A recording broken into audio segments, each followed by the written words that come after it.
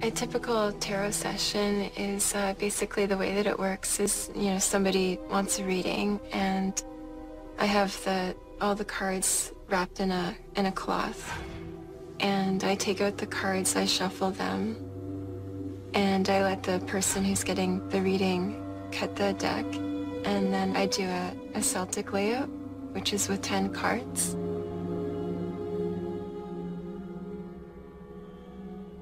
Wood is a good tool to use, so I would use a wood table and candles, like white candles, pink candles. It's best to have everything, kind of peaceful around you at the time. And I would find that you'd get the best readings from setting it up like that. I'm not sure if the cards can predict that there's going to be like negative activity around you as far as spirits go. I think that it's like a door that you're opening. There's ways that you can kind of protect yourself from it, but a lot of people aren't aware of it, and I wasn't aware of it either at the time because I was really new to it and I didn't know anything about, the spiritual world at that time. Ghosts, mysterious shadows, objects that move by themselves. This is the realm of the paranormal.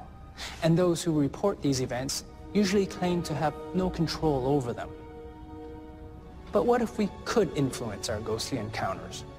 Would we open the door to more of these experiences or slam it shut? Hi, I'm Lawrence Chow. Today in Ghostly Encounters, we meet Kelly, Anna, and Colleen. All three claim to have some control over the paranormal. As a young woman in Toronto, Ontario, Kelly Baker experiments with tarot cards. It seems a harmless entrance into the world of the supernatural. But for Kelly, it also opens the door to terror. Shortly after I started using the tarot cards, there was some type of negative presence in the apartment.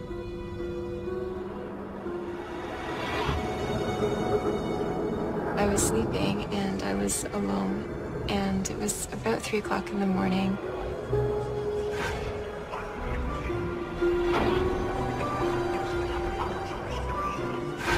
I was woken with some type of chanting in my ear. It was startling. It was a man's voice. I couldn't make out what he was saying, but it was a very, like a harsh whisper in my ear. I could feel his breath in my ear.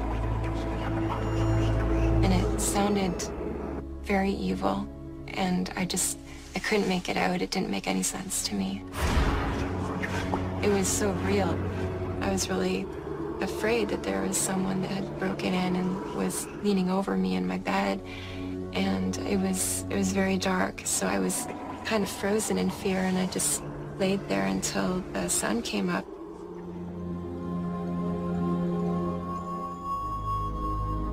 I turned over expecting there to be somebody, and nobody was there.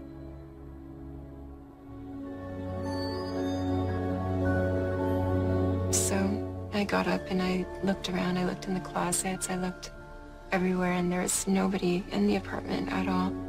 So when I realized there was nobody in the apartment, I realized it had to have been a spirit, because somebody was definitely there. Not even a week after, I had fallen asleep on the couch, and I had woken up feeling just there was something there. And I turned over and there was nothing there, so I got up and I went to the bedroom into my bed.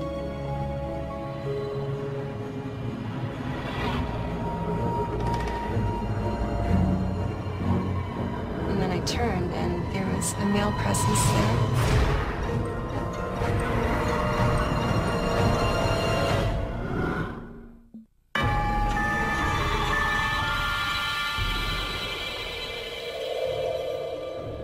I went into the bedroom, into my bed.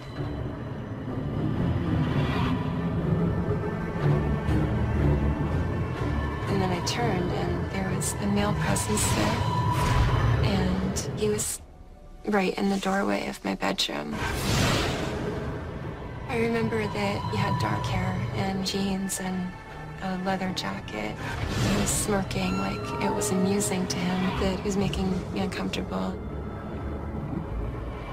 I didn't feel that he meant any harm, but I felt that he wasn't a very nice person. I didn't really know what he wanted, so I was trying to concentrate on what he wanted so that he would just go away. And I picked up on the name Mark, which didn't have any meaning to me at the time, and something relating to a black leather jacket.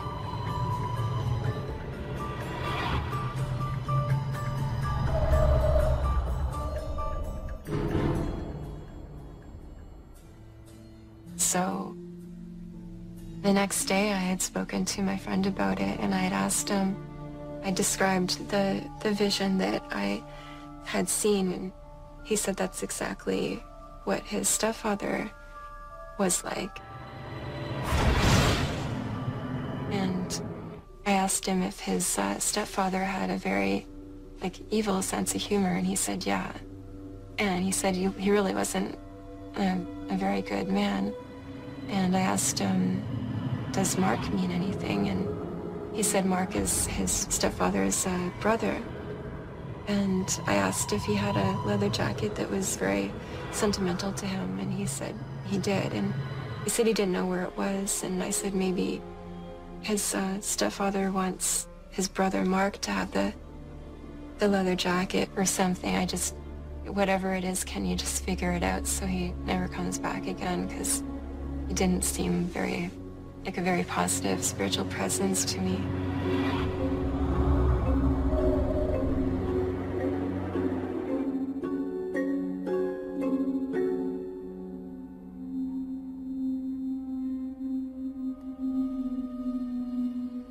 Friends asked me if they could have a reading. For instance, the friend that I had mentioned whose stepfather had died.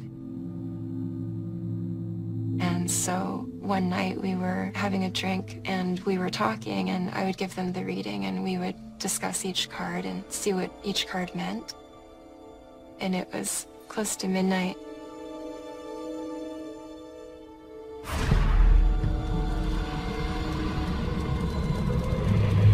And then something just flashed,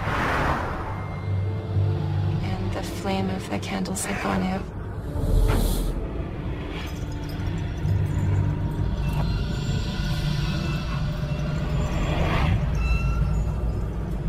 His drink that was on the table, it shot up about a 1.5 feet, just straight, and then it turned and it went right into his lap, which doesn't really seem possible. I realized that there had to have been something causing it, something supernatural. It really upset him, and he thought that because I had that experience with his stepfather, he thought that I made that happen.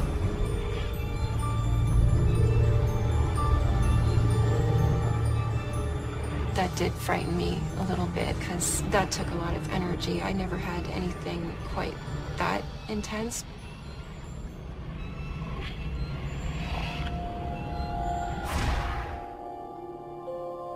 I thought it was best to stop using tarot cards just because I was having people around me like that just started to become afraid.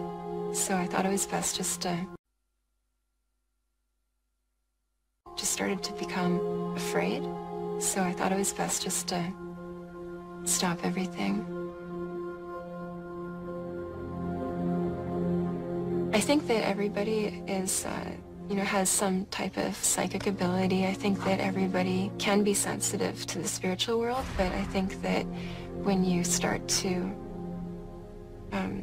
get more involved in it or start to educate yourself about it, I think that that does trigger these types of activities. So I was, I don't know if the word's lucky, but it just stopped. Kelly believes tarot cards brought the supernatural into her life. For Anna Treviatska and Colleen Young, it's more simple. The two Toronto women live in adjoining houses, and they find the paranormal waiting for them right at home. Well, the houses are attached. And in the back, there is actually a passage where a wall has been knocked out to connect the two office spaces. There was apparently a fire there at some point. The first time I experienced anything, I really worried whether that was real or not. But the more I thought about it, I knew I wasn't that crazy. I knew that I didn't imagine it. You see little shadows out of the corner of your eye, and you think it's just a trick of the light, but it happens more often than, I'm comfortable with. So we started, discussing various feelings that we'd get around the house and realized that we might have something going on. The first time I experienced anything in my place was about a week after I moved in. One night I was over by my computer.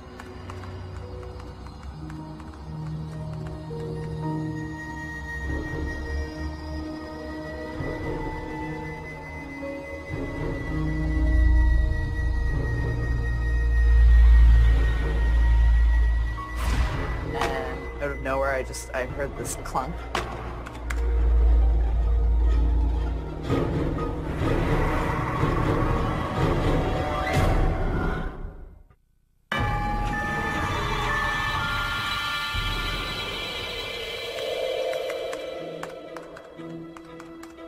The first time I experienced anything in my place was about a week after I moved in.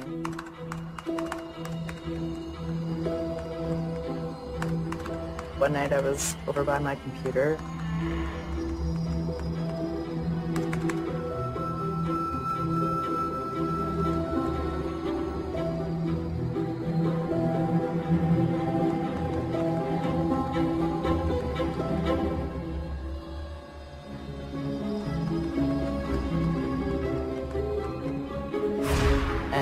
Out of nowhere, I heard this clunk. I noticed that a little action figure that I had sitting on the top of my bookshelf was on the other side of the couch, which is about 10 feet from the actual bookcase. And the fact that I have other, knickknacks sitting on that exact same shelf that didn't move at all seemed a little strange. Those would have been the first to go if it was just a knock on the wall from the neighbors next door. But this thing, it flew across the room. It was a very odd feeling, like, I'm not alone, actually. But then, of course, at that point, whatever had been there wasn't there anymore, and I just put the figurine back. That was probably the first time I thought, well, that's got to be a kid for sure. Like, it just seemed kind of a weird thing for an adult ghost to grab. It seemed like child's play.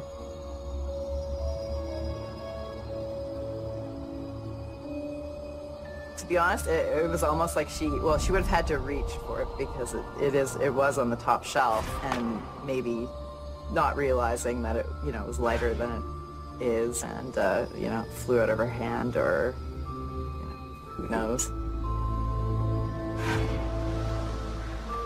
There's days where you sort of sit there and go, oh my goodness, what is it? And you get this creepy cold feeling and you start shivering, and those are the weird sort of passings that you don't really know who it is or what it is. And just sit there and you go, okay, go away, please go away.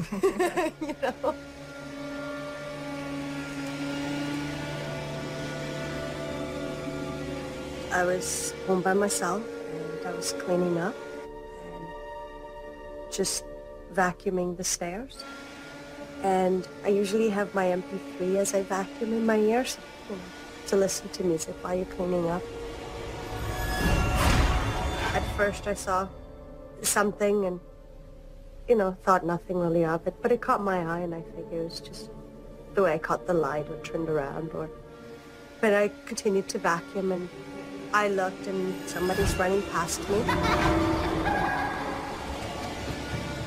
I looked and there were two little feet with Mary Jane's on it.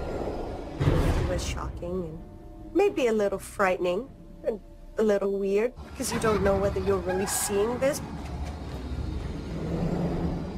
That's the first time I actually had confirmation there was something there. I don't see her face or her torso. I've only really just seen the feet and the hem of the dress and sort of the grabbing of the rail, but I've never actually got to see her. You know, a couple of weeks went by and she did it again. And so I'm at the point now where when I see her running, I just yell at her to stop it.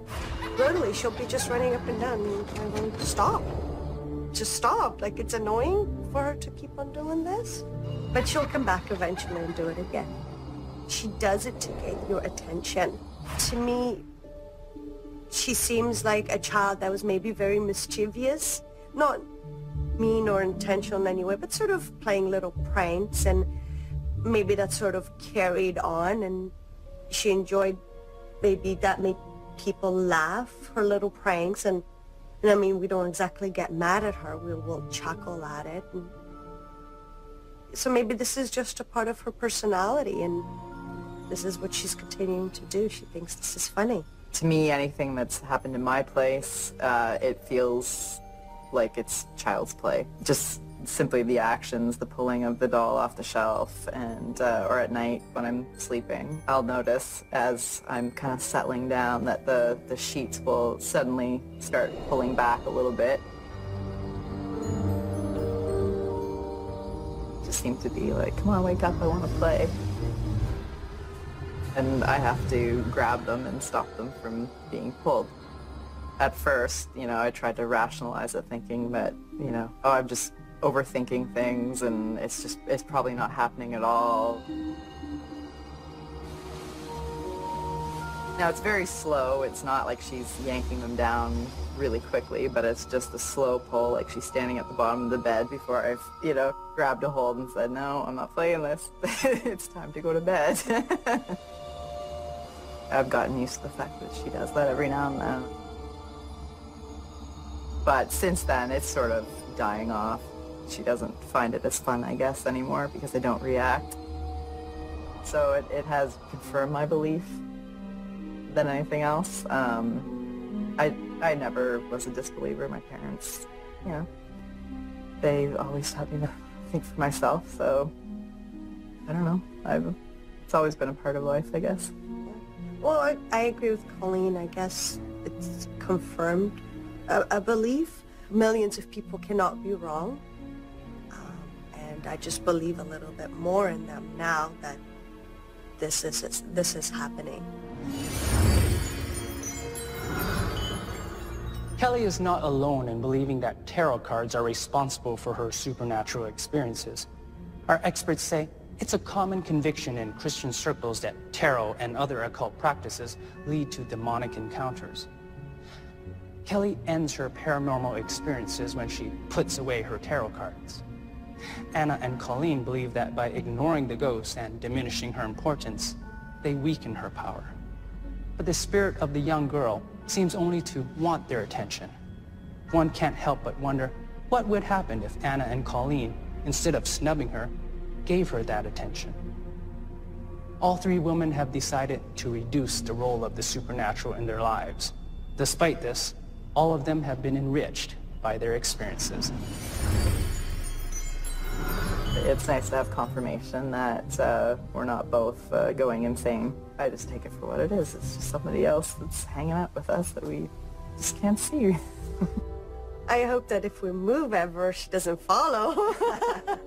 Then she'll really be a part of our lives. But for now, yeah, she's just there, and she'll be a part of our life until we're there, I guess, or until she gets bored with us and goes away. If you have a lot of fear over something, especially the spiritual world, I think that like it feeds them and it just, you know, fuels the energy, and I think that it can make things a lot worse. But I don't regret any of the experiences I've had. I think that it's good to have had those experiences. They all happened for a reason, and I'm more aware of things because of it.